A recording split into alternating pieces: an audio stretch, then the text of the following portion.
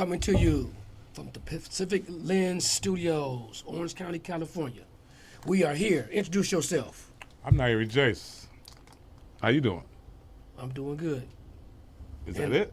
A little bit more? We here, man. You on live, baby. I got a lot of hats, man. You know, I'm Na Jace. I'm an author. I'm a father.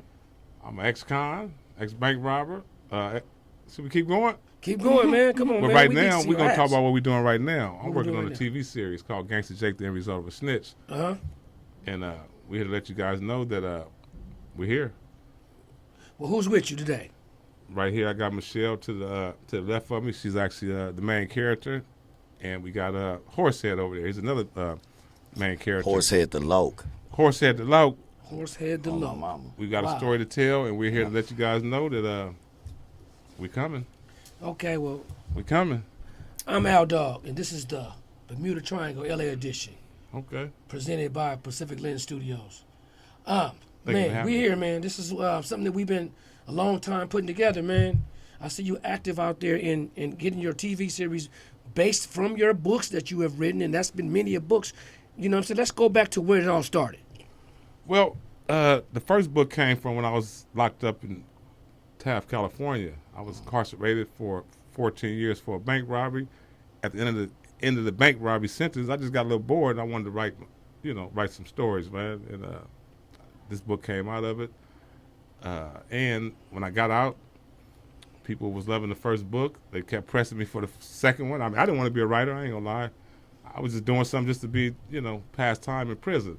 Yes, sir. And then, they like, man, what's up with the second one? What's up with the second? I'm like, man, there ain't gonna be no second one. And once I started hearing like at least 100, 200 people saying it, I'm like, maybe I better go ahead and write a second one. Yeah. So I decided to do it, and then the third one came. So how many books total?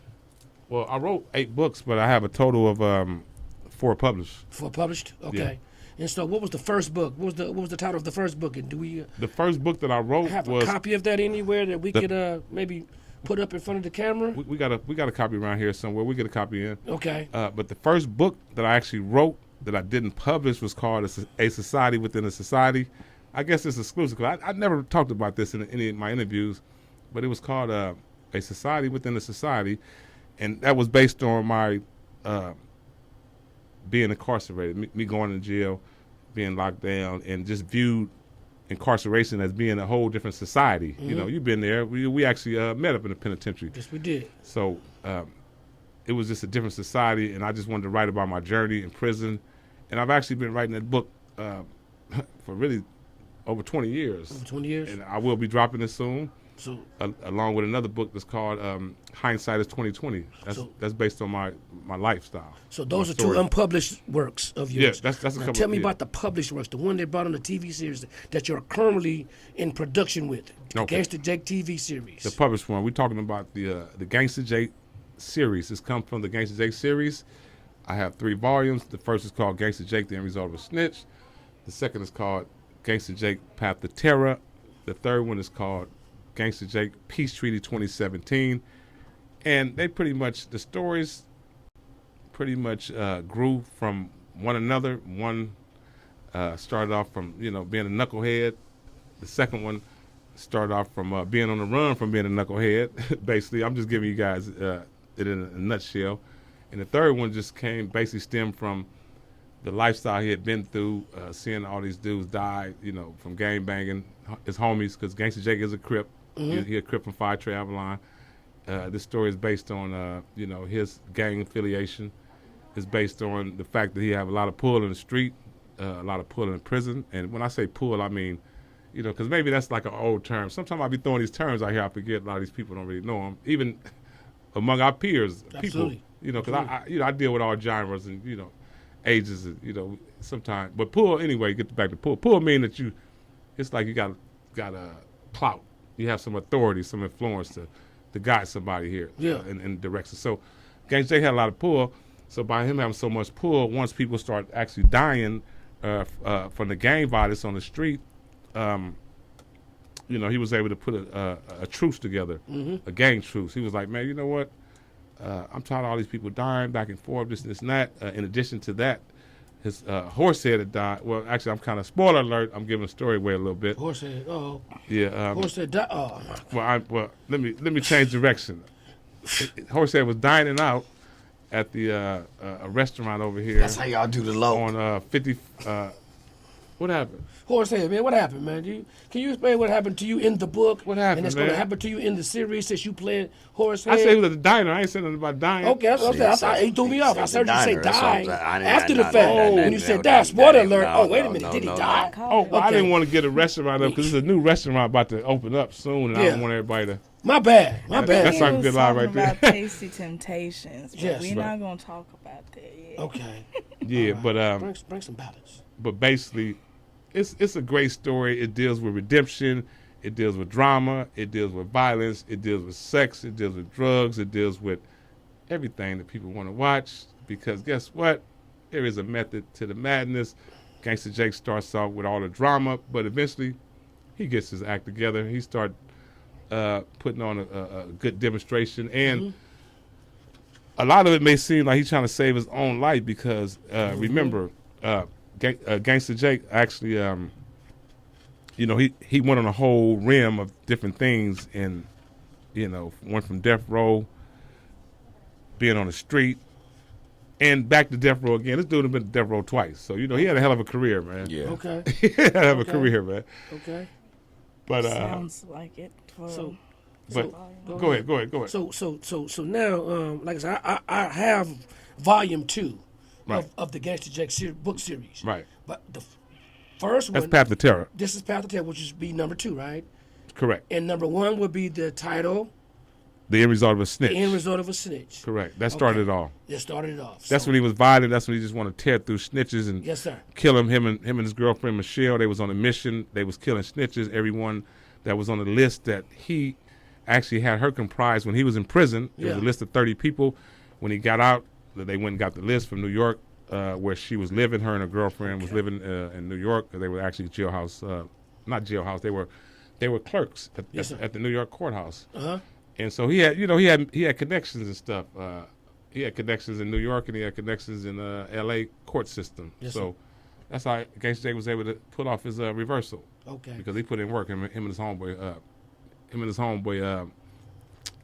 Young lad. And so many characters. Sometimes I forget. Remember, I wrote this book over like 18 years ago. Yeah. To be honest. So it's been a while in the works. Okay, so let me ask this next question. Right. It's for Gangster Jake's girlfriend, Michelle.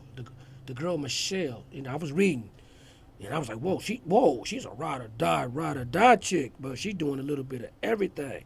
And this the girl that, from what I read in the book, she worked in the New York system of justice system, the court system, like you just said. Right. And we have the character Michelle right here. Introduce yourself.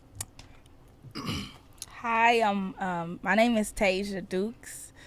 I'm from Memphis, Tennessee. I'm actually not from LA. I'm playing Michelle, the character Michelle.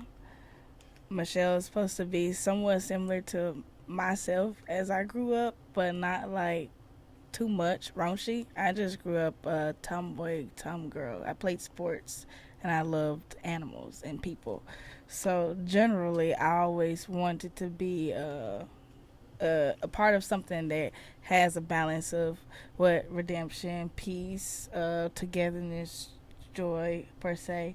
There is a lot of stuff that people try to hide that's bad, that's happening, but people need to know about it. So for me to be a part of a project like this, I'm surprised. I'm surprised, but not surprised. I'm actually like, this is cool. It'll help me be able to fill out this character more. Because, like I said, I'm somewhat like that, but not like that. Like, I'm not gangster at all. I'm just very passionate, very feisty, very firm, very assertive. So let me ask you. So you, but that's what Michelle gives. Michelle gives like, I'm not gonna back down. I'm gonna ride for whoever, right? Which is the team, the production, and ride or die. Just ride or die. So being from Memphis, coming to LA. and being a part of a LA culture-driven story. This is deep down up in there, way before your time. Yeah. You know, are you able to really adjust? You meeting this dude? He's an ex-con. He's original Crip from original set. You know what I'm saying? First generation. She don't know she got herself into like you being from Memphis. How can you be around us being from Memphis? And I'm not going to ask you your age, but you kind of old enough to be some of our daughter. Well, I suppose it is just me being as original as he is. Okay. Right? That's how we were able to connect with each other, because I was a reach. I didn't necessarily reach him. I was reached, and then I had to reach back. So it takes that effort to find out where you can find your authentic OGs, and it take you to go out, you know, like what they say, Memphis, we grit and grind. We go out and find what we need. We don't scavenge for it. We don't fight other people for it. We just, we wait and we see. So I took some time to go to some comedy shows and stuff like that, and shook some hands with some people and talked to some people who wasn't OGs. But guess what? Okay. Finally made it, because, well, I finally made it where I need to be, because I've been, you know what I'm saying? I've been shaking hands. I've been standing firm. I've been knocked on my feet before, you know what I'm saying? A couple times, not physically, but mentally. But it just I guess with God, because I believe in God. Come on now. Absolutely. He leads me on the path that I need to walk and not that I want to walk. Because Lord knows where I am right now, and it's not where I want to be, but it's exactly where I need to be. And it's right here with y'all. You so smart that LA had like you own it. Trying to fulfill Michelle's part and fulfill Tasia's dreams. Welcome aboard, Michelle. LA had like, whoa, okay. So last thing, Michelle is what I know you as, but you want to say your real government, you know what I mean, for the people to know who you are as an becoming actress possibly? Yeah, well, so my government name is Tasia Dukes, and I'm actually a chef. I go by Chef Tasia. Okay. I like to be called by Chef Tasia. I've actually worked up to that name. I've developed the experience, the knowledge, the passion, the purpose, the pleasures, the pains, all of it within that, what I'm doing, and I'm going to stick to it. Because, I mean, I know I like acting, but, I mean, I love cooking. Okay. So it's like I love cooking, I love acting, and if I can put that in one, we're gonna see what happens here after I say what I just said. We're gonna speak it into existence. There we go. See the combination. See something. It's a combination. So moving on. Horsehead. What's up, guy? What's up, homie? Man, you know what? Hey, you already my type of dude, man. It's our first time meeting. Man, talk to me, man. Man, introduce yourself, Horsehead. You Horsehead, Gangster Jake's right-hand man. Yes, I am. And so to speak, I mean, that's what I got in my notes, but go ahead. You can tell it better than me. What specifically you want to know about me, homie? Because by me being Horsehead, I don't just sit up there and just give her no information because that's something I do. You ask Horsehead something. Or you want to talk to Kato. I want to talk to Kato because Horsehead kind of like turned up right now. I don't know. Hold on, we getting the Horsehead. I could be, I'm going to be Al Dog when you Horsehead. We homies. That's probably who we I comrades. need. I need my low. You know what I'm saying? But right now I'm trying to be a professional moderator. But you want Horsehead going to be our turn. Horsehead was rolled a certain Okay, hold on, man. Hold on. Let's talk to Kato then. Not to cut you off. Come on. Kato. You know we do respect. Come on. Y'all need some water. It's a little hot over there. This is what's going to make this interview hot. I need some water. Come on, Kato. I want a good drive in here. Talk to me. Yes, sir. Keep it going. Huh. Just tell me about Kato. Who's Kato? Kato-fornia. Kato is that's a nigga that done broke his motherfucking neck to make sure niggas go through the protocol of being a real nigga, and we don't know. We done change the goalposts of what a real nigga is in the new generation for what. But the law I'm cut under, a real nigga's nigga that give a fuck about what he talking about and doing what he talking about. And I don't need a gang of legends to say that. Yeah. That's why I was blessing them. I'm gonna tell you something about this book. I got this book in 0809. Yes, sir. Oh, wait. Was that before the second bid? Yeah, before the second one. And Yeah. that's when he gave me a box of these books, and me and PT, David, my bro, and I said to myself, at this time I got this book, I was a toxic, fucked up type of motherfucker. When I say that, I mean it was all about Crip, it was all about these thumbs, it was all about being everything other than something dope. Yeah. And I got this book and I read it, and me and my nigga CV read it, and I had a little thing on 9th Street and Hill and everybody on top living close to, what's that bum ass center play for the Lakers? He stayed right next door to that nigga. Lamar. No, the bum center. We one kept getting hurt up all the Tiger time. was in our building, and You ain't talking about Andrew Bynum, though. Bynum. Bynum. Right. Oh, my He was God. in our Bynum. And I read this book. I'm bringing this up, not on name dropping these niggas shit. I'm name dropping these niggas because when I got this book, when we used to sit around and do whatever we was doing about our life to get a couple of dollars, I used to bring this book up. Yeah. This brother didn't know I looked at him like that. Okay. So I'm running around with the book banging on niggas about it because I never knew nobody who wrote a book. Not because I'm ignorant and ain't been around dopeness. I got reintroduced to it. Yeah. But this is a real nigga now. Okay, come so on. it's different. Come on. So when I got the book, at the time I was dealing with a different female, so I used to go home with the book. I'm like, man, I'm going to be in a motherfucking movie with this. Never was even talking about no movie about this shit. Yeah. And so Just want to sell a some book. years roll by and I'm rolling through my Facebook and I accidentally say something on somebody's post and you said something back to me and I hit you back like, hold up, my nigga. You like, oh, I didn't know that was you. Right. And I'm like, wait a minute. I forgot what it was. Cuz home? Yeah. One of the homegirls was crip walking or Oh, yeah. My homegirl Tasia from Broadway. Yeah, Broadway. You know, Crip walking. I'm businessman. Got over 1 million views on South that crip walking South Park. video. Now, I'm from Harlem 30s, but my South Park niggas, my East Side Low Bottom niggas, that whole shit. Yeah. On my mama. I'm Nadine's son. The original set, So, man. Come on, I'm man. sitting Original up Crip there set. on my mama. 18. And so I'm on my mama. Right. So I'm sitting there like, hey, cuz home. Now that was so much time passed.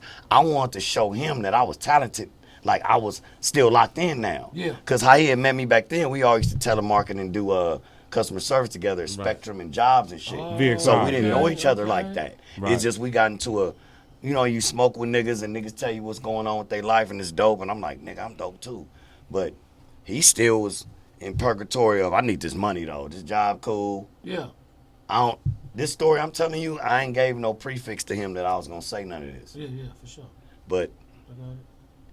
Gangster Jake coming back and still believing in his dream made me know my dream could still crack. Because back then, we didn't have a dream connection far as us communicating about it. I had a dream connection off of him, off of, this nigga wrote a book. That's big because I'm a reader. You know, I was just telling I'm you a that reader. earlier. So no matter how many thumbs I throw up, how many seeds I throw up in the sky, I'm an intelligent person. And I run across another nigga, and then I found out where he was from, and I'm like, damn, them the niggas that was the proprietors of my dream in the first place in 1994. The reason I'm in it on the box. So all this shit was, whatever role he would have wanted me to be in this, I was gonna be. Yeah. I wanted Horsehead because when you look at Mid Society, everybody remember Kane, but it's about Old Dog. Okay. And that's what Right. Horsehead is. Let's get into Horsehead. And I just want to Come let you know online in front of everybody, and you didn't even know how I felt about this. Right, I know. Thank you for saving my life Oh, man. Absolutely. and letting me see a dream come true. I'm telling you, I was such a failure and a fuck up back then. I used to read the book, and I'm giving it to the homies and shit. And the homie that I gave the book to, CV, Corvain Cooper, Donald Trump had let him out his first term. Oh, yeah. He was the last nigga in 20 minutes. Wait, that was CV with the wing thing? Yeah. He used to be at VXI with us? Yeah, So nigga. real homie? I don't remember that. Who he a you real think he homie, was though? under? Me, nigga. Damn. Real homie then. What? You know He what? a real homie. Oh, You know what? oh, God. Wait, CV? You talking about the one? Corvain Cooper. You know, I shot the 40 tons and all that shit, right. I nigga. shot the first episode of this Gangster Jake series in his house. You know, he had a spot in Hollywood Hills. Oh, Yeah. And I shot the first episode in his house. But he had the first book in the house on 9th and Hill. I never knew I never knew that he went. I made sure you didn't know that. I'm saying I never knew that he was at VXI with us though. No, he wasn't. I was. I brought the book home when I had the box of books. But you knew him from back then. I've been knowing this nigga since 1997. Oh, okay. He stole his first Rolex. But anyway, that's what the thing was. And I for you to still have your dream after you did the second term. Right. And when I ran into you on Facebook, that was crazy to me. And then you had the audition thing up, like, I'm like, oh. Right. And then God worked in serious ways, and I've been working my tail off on a lot of other projects, but this ain't about other projects, about the inspiration of Gangster Jake sitting there giving a fuck about himself through all he went through in that cell, he chose to, I'm gonna write a movie, I'm gonna write a book, I'm gonna write. He chose to have a dream, and then other dream niggas link up with each other, and that's what this whole podcast, this whole interview is about. This is a dream link up, because this is bigger than Dream come true. Did I go too deep? No, you didn't go too deep because I'm sitting up here. I'm one of the passionate niggas. Hold on, me too. Let's see what I said. You A lot of patience of understand? me to say what I'm getting ready to say because I was waiting on you to kind of give me a little merge area, like the I merge didn't know on the the freeway. merge. Hold on, it's okay, homie, it's okay. You got the flow of traffic. I was trying to. Because what you saying, we just had a conversation about this before we stepped into this production room outside. Yes, sir. And because I have a story too. Yes, sir. And I have a whole screenplay that I did about my life. my mom. But I met him in federal prison. And Right. I was just telling him, you done wrote 4 books. Now you're in production of the first episode of your TV series that derived from the books. And I'm telling him that you're inspiring me. I said, I'm behind you. And he was like, well, I don't know why you behind me. I said, because, homie, there's got to be a forerunner to every situation. I said, it don't matter. I'm not waiting. I'm waiting for somebody to give me some inspiration. My story's just as old as his. But guess what? He's in front of me because he's done 4 books. I ain't wrote 1 book. Yeah. He's in the process of shooting his first episode of a TV series. All I got is a nice, strong script. So I'm still talking about mine.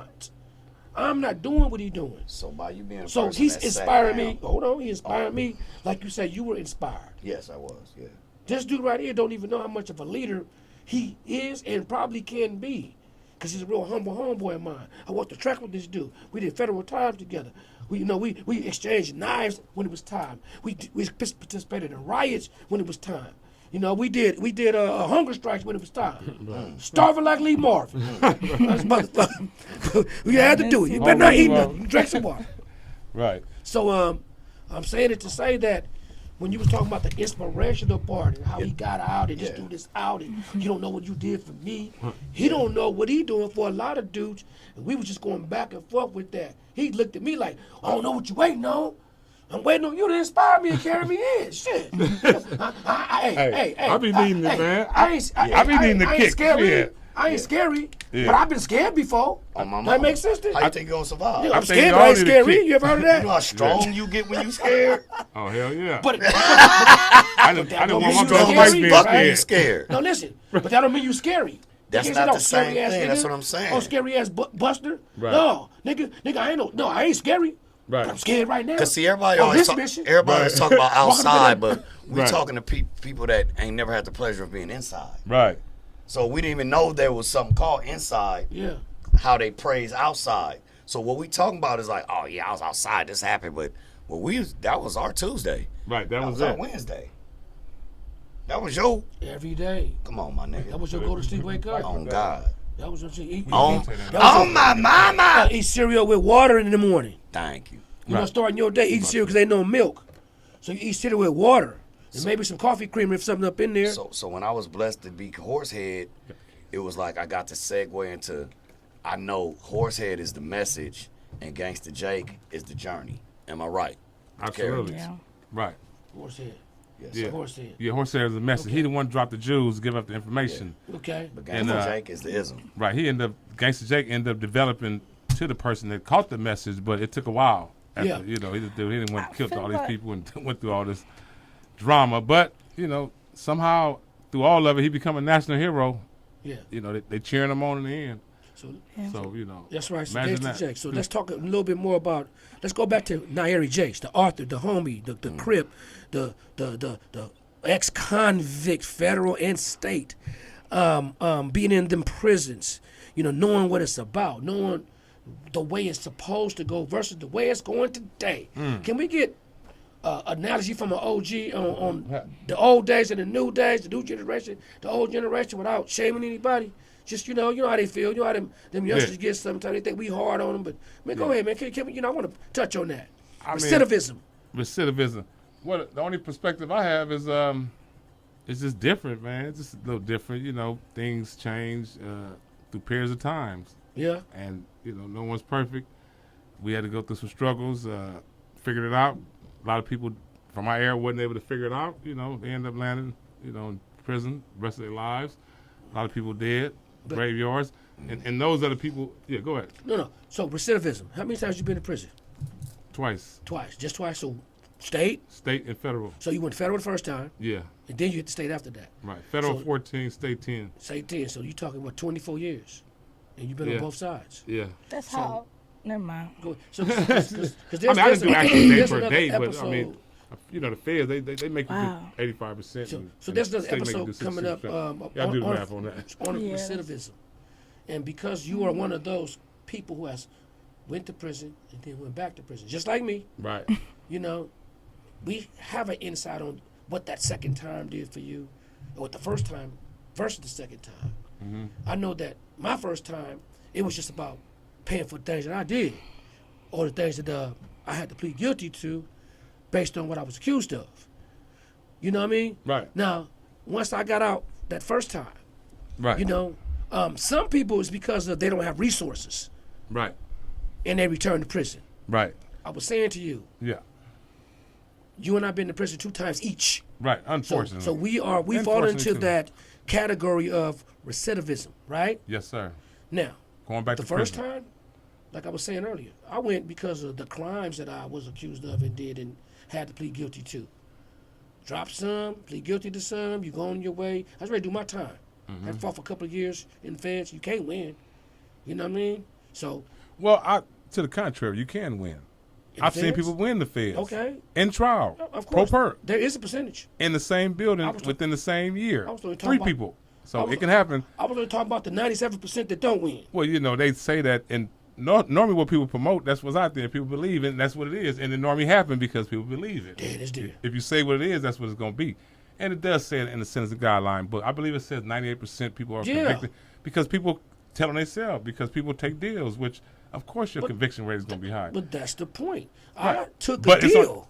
But it's mostly, a lot of them cases could be beat. Not a 5K1 deal, though. But see, hold on. I feel you. You know what that means, right? Yeah, 5K 1.1. 5K1 deal is you tell on somebody and get less time. Substantially assist the government. Now,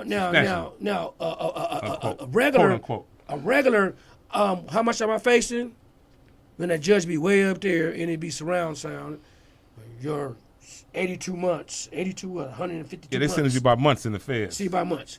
So that's how you make you think you can handle it. 120 months. Thinking it's cracking. Right. By the time you get through counting the time, you be like, what is 120 months? What's 120 months off the rip? Horsehead, off the rip. 5, 4, 3. I know it's 10 years. That's 10 years. I know it's 10 years. Oh, that's a while. 12 months per year times 10 years. I expect you to get some 115s. Well, I count them. So 12 well, I years, count them by 60 months at a time. That's 5 years. That's how I was counting my fed time. I expect you to fuck up in there if you're low. Oh, so 115. Wow, that is or 128. Yeah. 128 I don't know to what's save called you. in there. I'm a state. In the feds, it's it's 115s. It's called 115s. In the state, it's called 115. Yeah. But in the feds, it's called. Is it a BP9? It's a BP9. You get a shot. You get a shot. And then you go to your guidelines. BP9 process. Yeah. Feds is all about guidelines. I never you did do a state crime, time. there's a Fed guideline. time. I did state They be time. like, you better stop. We're going to give you a shot. We'll give you a shot. They'd be like, and then in the state, fuck a shot. You can get sentenced or something, but you got 30 days to get it back. Yeah. But anyway recidivism. Recidivism is what we was going to get to, and then we're going to slide. I'm about to get to it. That's Brother, y'all forgot. I went the first time. Yeah, I'm listening. The second time, it was a learning process. The second time, I was like, you know what, I'm going to learn something. And so that's what it was for me. So the recidivism rate is very high because you got people that don't have resources, people that come home to homelessness. So on and so forth, man. We're going to move left on that. And I just want to bring that up. Right, I got you. Got you. We learned from it. Okay, so Miss Michelle, Gangster Jake, girlfriend. Hey. It was good to meet you. Yes, it's nice what would you have to being say here as we move on to the next segment of this here podcast? Well, I just want everybody to stay on their toes and stay ready for what's coming soon. And I did want to introduce y'all to my ride or die, my best friend, Robin. She's just on the other side of the door. Robin. So, yeah. She's way across town. Come on over. Come on up.